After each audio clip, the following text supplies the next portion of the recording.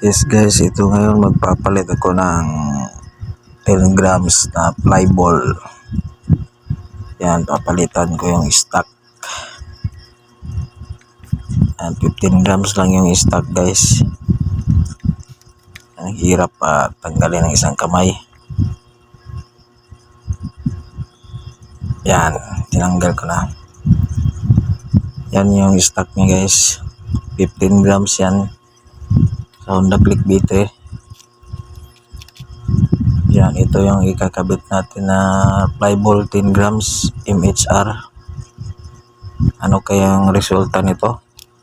Malakas ba kaya ang top speed nito? Yan o. Sasalpak ko na to ngayon.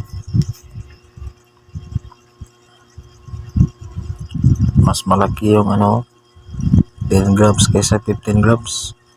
Yan na guys o. Kinabit ko na.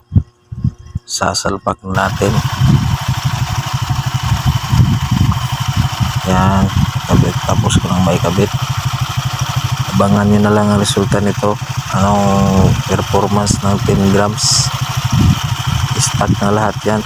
Fly ball lang ang pinalitan.